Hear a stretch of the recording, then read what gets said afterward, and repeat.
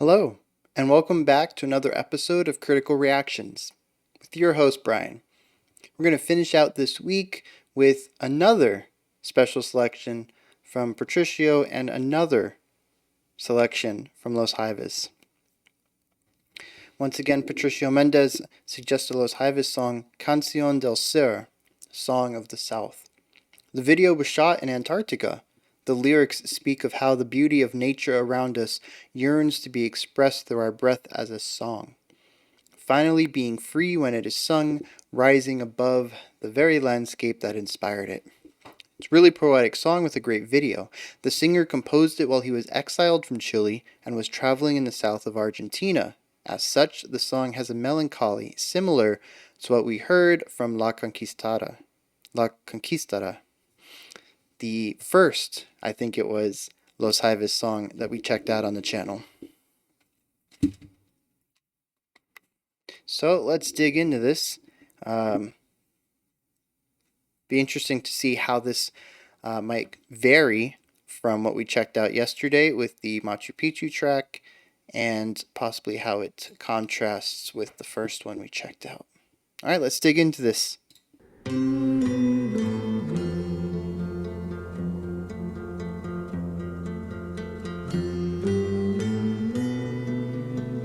Once again, we're in a 6 feel.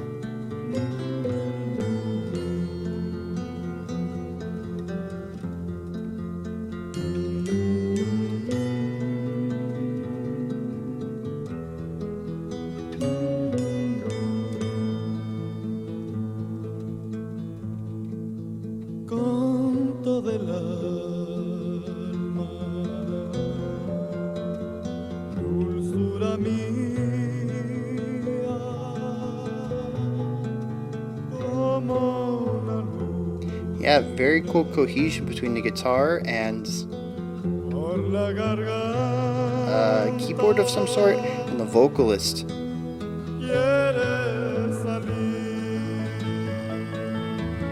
Ooh.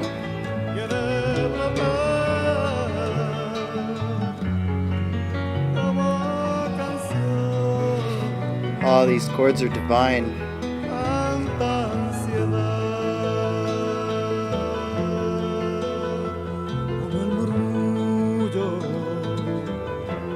I love the gradual tempo shift as well.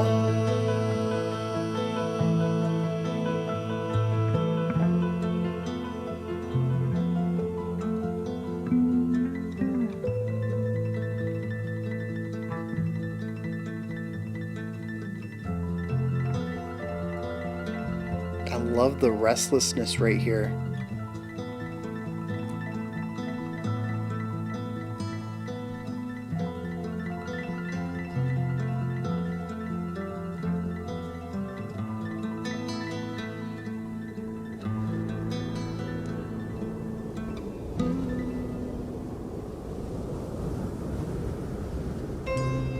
And of course, the song is about nature, and there is nature in the song itself, with that the wind being utilized as background elements.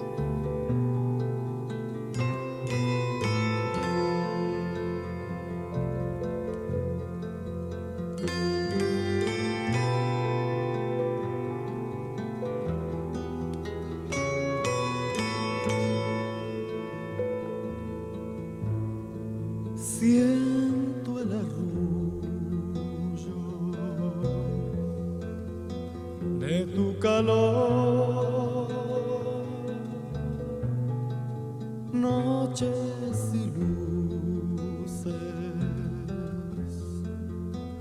traen la voz del firmamento. La cordillera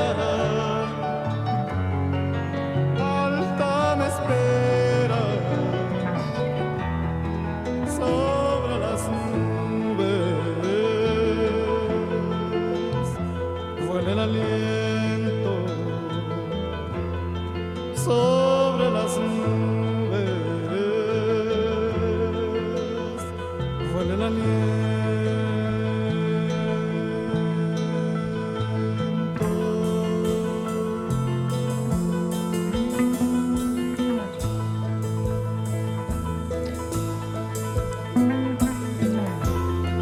getting some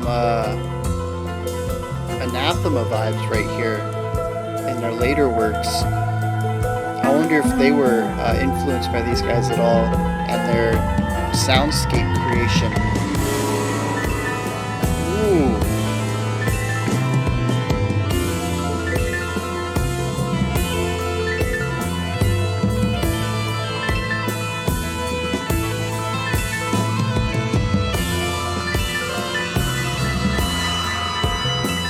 I love how the piano bit is doing these really wide runs up and down the keys.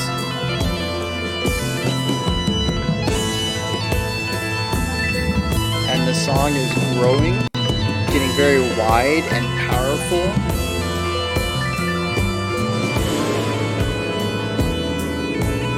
Very interesting choice of dissonance, though.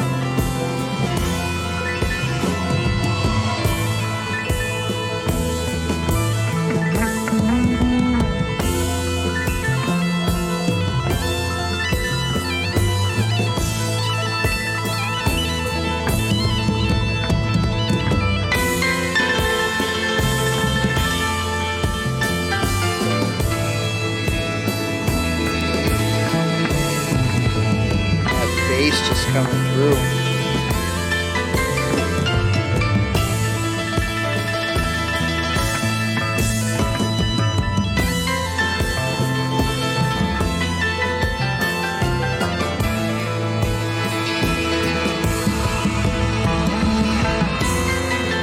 Melancholy is a good way to describe this, but I also sense a lot of impatience.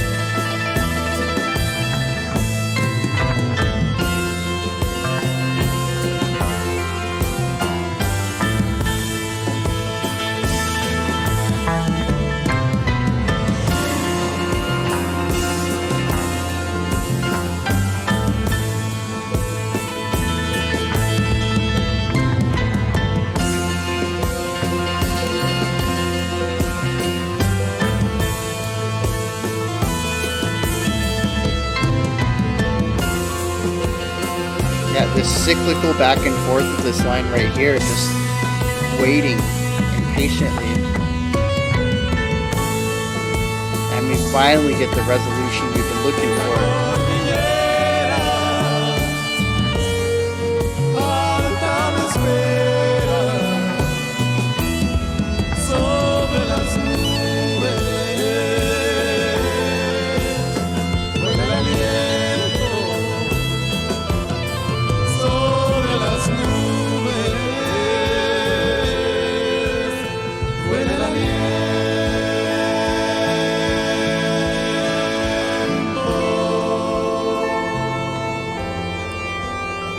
Love that. It really felt like they were going to end on that high, victorious chord, dyad basically, and they brought it down just a little bit and added a tinge of sadness to it.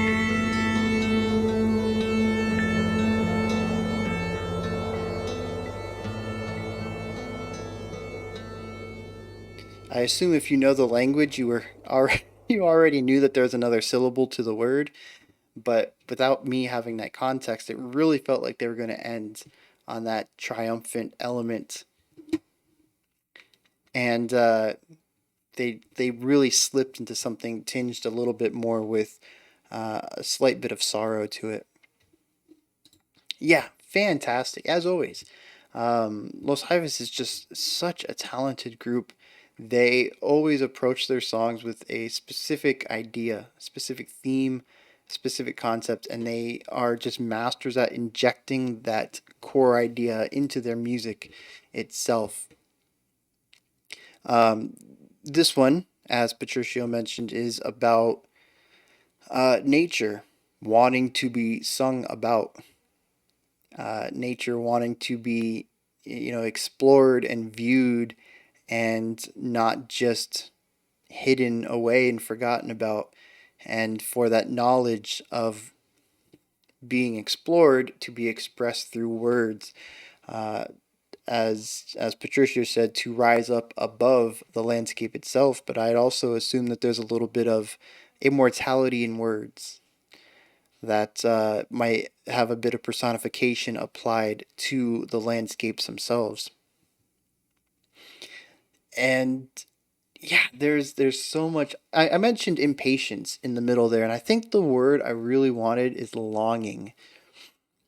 So with the idea of landscapes wanting to be sung about, um, a lot of the world is not really well known, I would say, maybe is a way, or not appreciated, might be another way of saying that.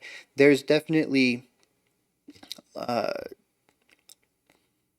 pinnacle areas of the world that everybody sort of knows about. They're the highlights.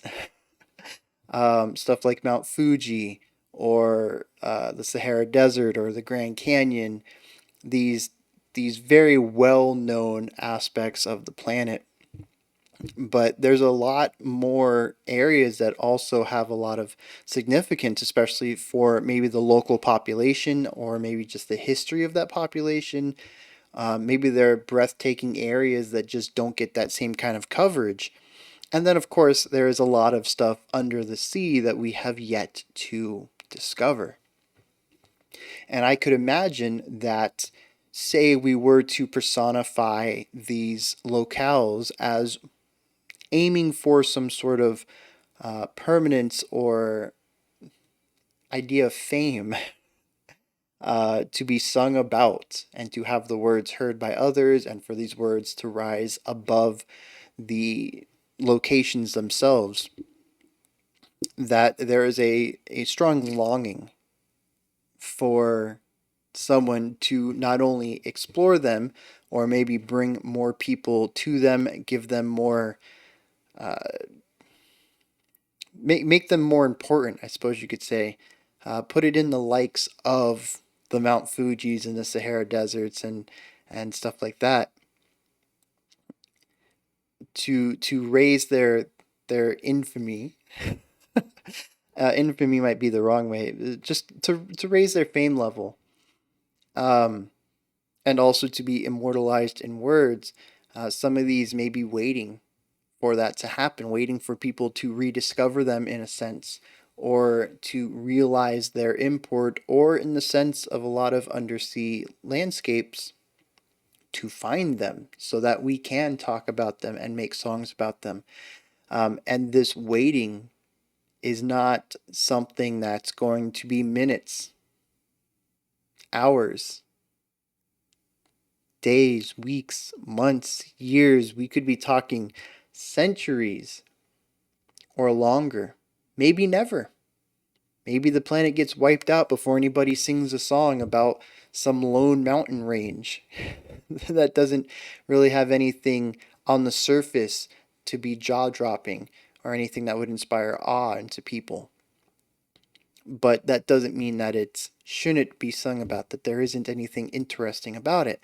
And that sense of longing and desire is felt so hard in this song. It is injected into every aspect of it. Even the most, like I said, triumphant elements of the song ended up having a tinge of sadness to them, a tinge of melancholy. And I suppose that could be a bit of duality. For every song about Machu Picchu that exists, there is going to be no song about, some tree in the rainforest that might be one of the biggest trees there. There is something interesting about it, but no one's really putting it in the same tier as any of these other very famous landmarks.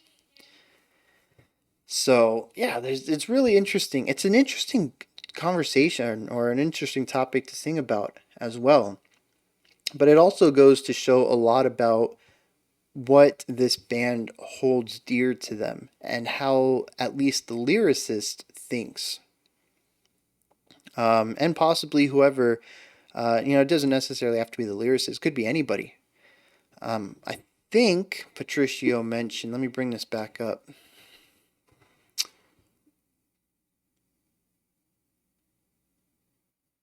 The singer composed it. Well, yeah, so this one happened to be from the singer's perspective, but it doesn't necessarily have to be.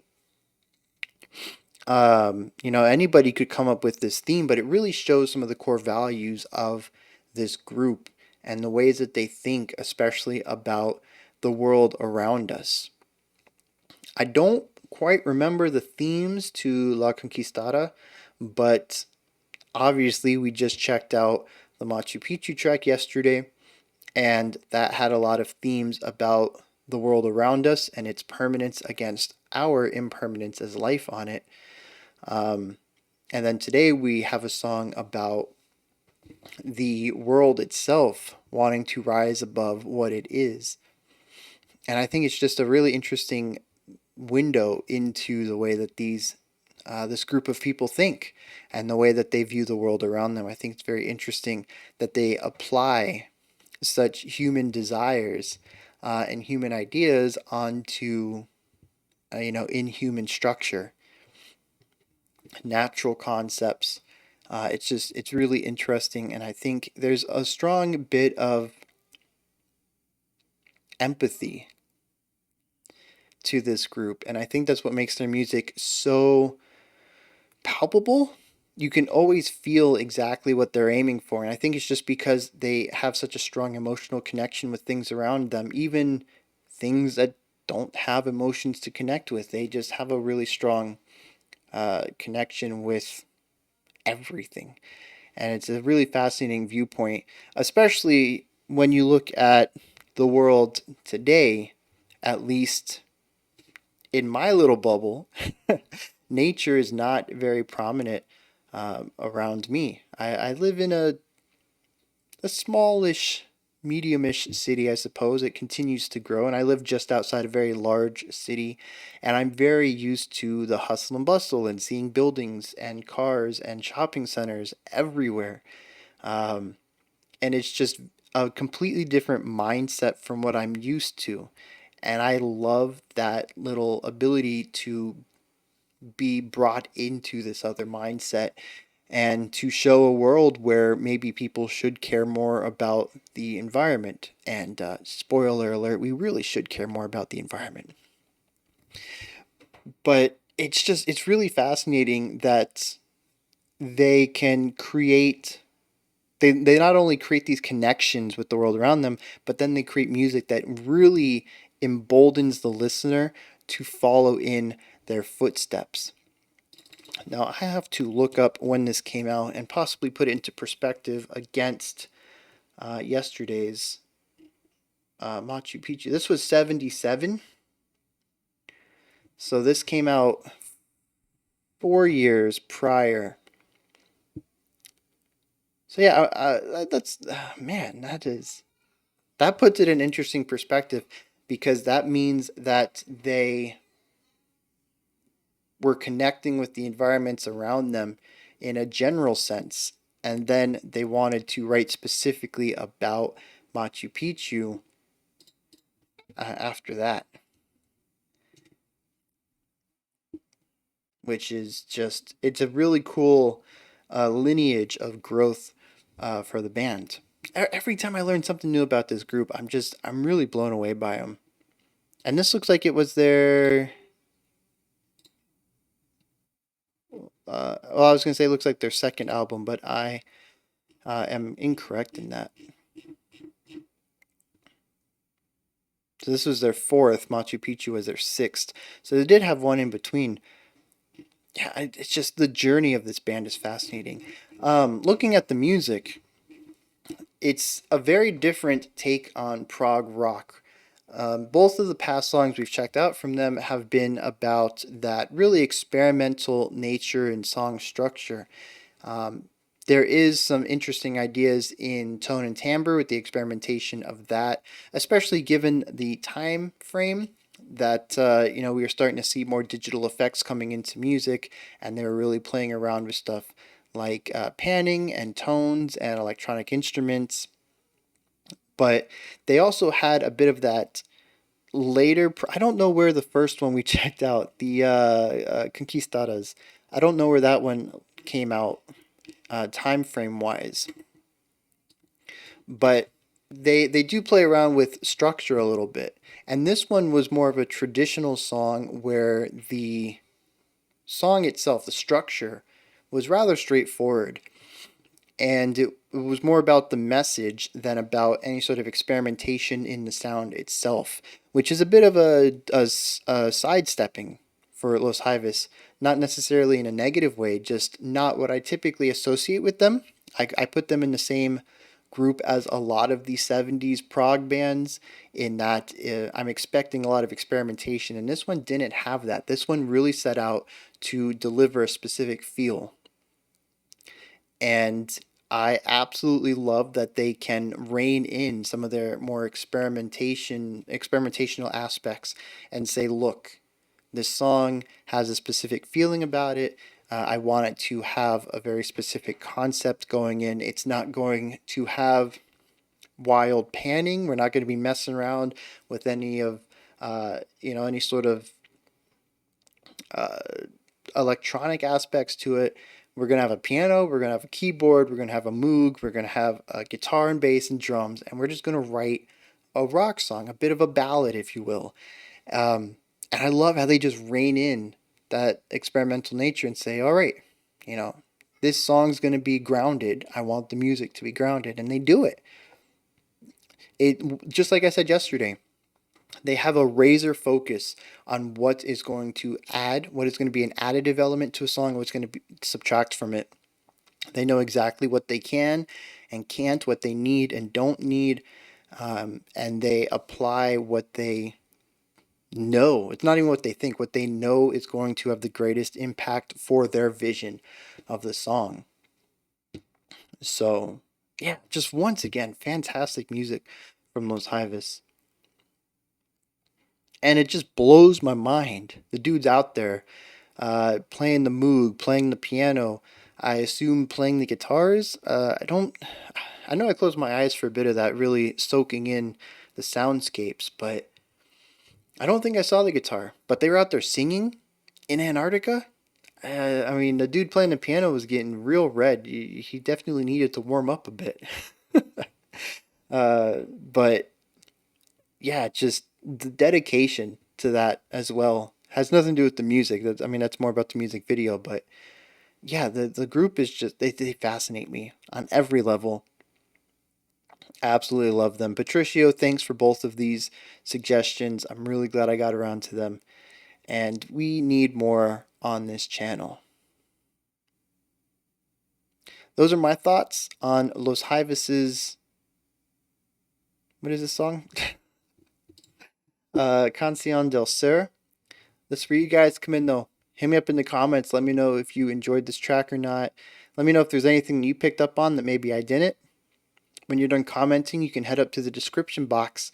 There's a really nifty link in there called Linktree, which will take you to a menu with everything related to the channel, whether you want to follow me on Twitter, support me through Patreon, join the Discord community, submit your own special selections. There's a bunch of stuff in there. It's really simple, nice little menu. When you're done with that, you can always like, subscribe, and ring the bell. Those buttons are found above the description box. I won't be back tomorrow as it's the weekend and I now have the weekends off, but I do put out 10 videos a week now. This is the first week of doing that. It was a bit of a workload, but I am more than happy to move up to this now that we are doing this full time. I think it's been a long time coming. But yeah, so you can take the weekend to catch up on anything you might have missed since there's double the Bryan each week now. Anywho, I'll be back on Monday, 5 p.m. Eastern Standard Time, 9 p.m. UTC. As always, we'll be looking at the next week's theme as well as doing some special selections. Every day will be a double release, just like this week. All right. Till next time, remember to be critical but not cynical of the music you listen to, and have a fantastic morning, afternoon, or evening whenever you choose to watch my videos.